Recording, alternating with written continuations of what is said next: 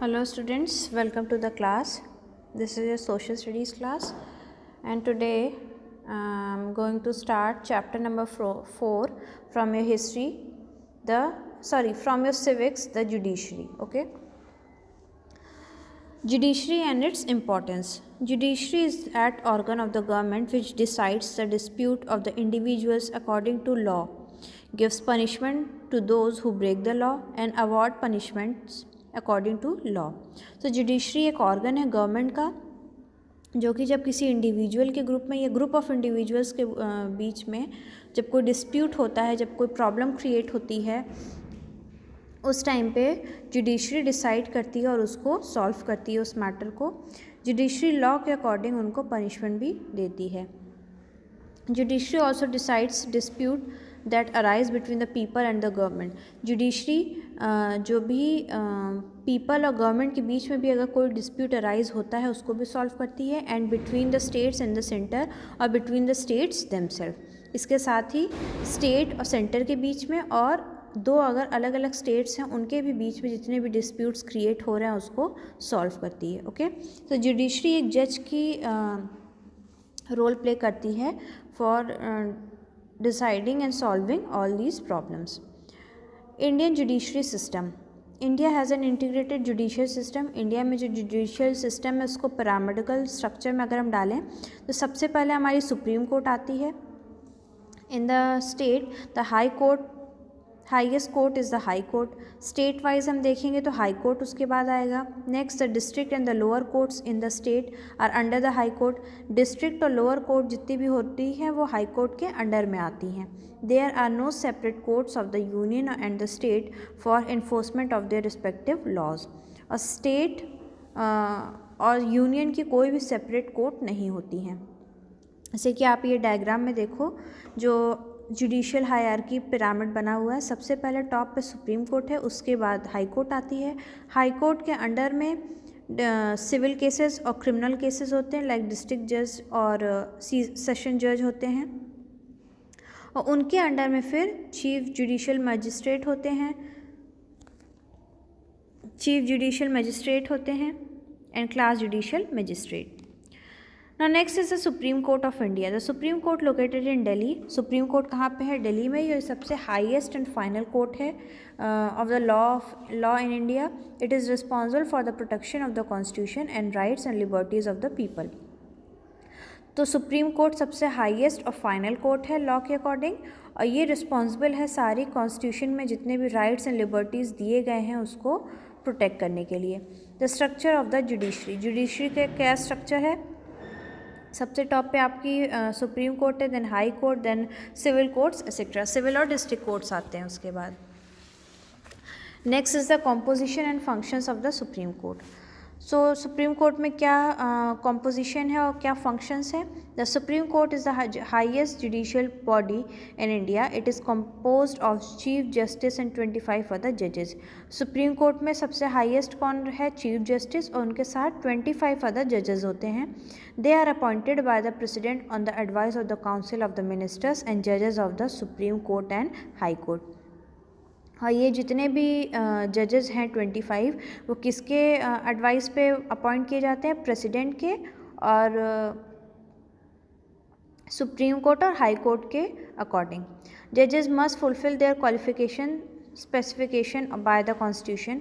उनकी जितनी भी क्वालिफिकेशन है उनको स्पेसिफाई करना ज़रूरी है जिनको अपॉइंट किया जा रहा है, और वो 65 ईयर्स तक वर्क कर सकते हैं अनलेस जब तक उनको हटाया ना जाए उनके मिसबिहेवियर या इनकैपेसिटी बाय पार्लियामेंट के बेसिस पे.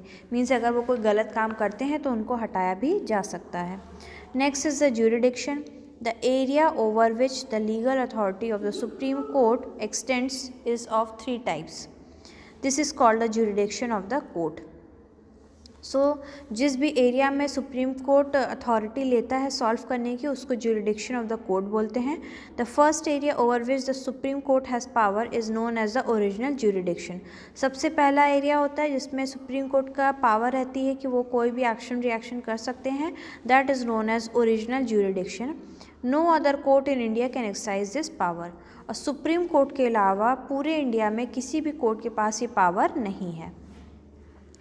The Supreme Court issues writs to ensure that people get their fundamental rights. It can also declare laws passed by the legislature and orders made by the executive illegal if they are not in the accordance with the constitution. This is called judicial review. Supreme court writ issue कर सकता है कि अगर उसे पता चलेगा कि कोई भी फंडामेंटल इशू जो पीपल के हैं उनको नहीं मिल रहे हैं. It can also declare laws passed by the legislature and order made by the legislative illegal. और वो लेजिस्लेचर के थ्रू पास किए गए किसी भी ऑर्डर को इलीगल डिक्लेयर भी कर सकते हैं अगर कोर्ट को लगेगा कि ये ऑर्डर पीपल के वेलफेयर के लिए नहीं यूज़ है. And this is known as judicial review, इसीलिए इसको जुडिशियल रिव्यू बोलते हैं. Next is the high court. High court जो है कहाँ में ज़्यादा फाउंड होती है? स्टेट्स में. 2 और more states can share the same high court. 2 या 2 से ज़्यादा स्टेट्स सेम हाई कोर्ट को शेयर कर सकते हैं. यहाँ पे जितने भी अपॉइंट्स होते हैं उनकी रिटायरमेंट एज क्या होती है? 62 ईयर्स. और जैसे कि सुप्रीम कोर्ट में होता है उसी तरह हाई कोर्ट में भी अगर किसी जज को मिसबिहेव करते प्रूफ मिलता है या फिर वो उस पोजीशन के लिए राइट नहीं है तो फिर उसको रिमूव किया जा सकता है. यहाँ पे भी जितने भी जजेस हैं वो किसके थ्रू अपॉइंट होते हैं? By the president. Next is the distinction between the civil and criminal cases. Citizens enjoy many rights in a democracy.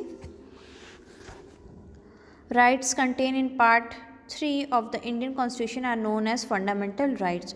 और जितने भी राइट्स हमारे कॉन्स्टिट्यूशन में हैं पार्ट 3 में उसको हम फंडामेंटल राइट्स बोलते हैं. Rights which are derived from other parts of the constitution are known as ordinary rights. और वो राइट्स जो कि कॉन्स्टिट्यूशन में हमें अदर पार्ट से मिलते हैं उन्हें हम ऑर्डिनरी राइट्स बोलते हैं. सिविल डिस्प्यूट क्या है? Arise out of the situation that relate to ordinary citizen and involve 2 और more individuals.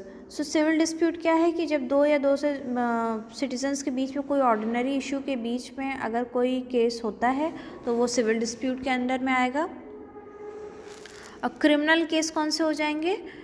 Means murder and etcetera came under the criminal cases. Criminal cases go to the court in the district which deal with crime. Criminal cases कहाँ पे जाते हैं? उस district में जाते हैं जहाँ पे क्राइम जो है डील किए जाते हैं, क्रिमिनल केसेस डील किए जाते हैं. Next is the relation between rationale of the process. The court cannot act on their own. A matter has to be taken to the court for it to decide the case.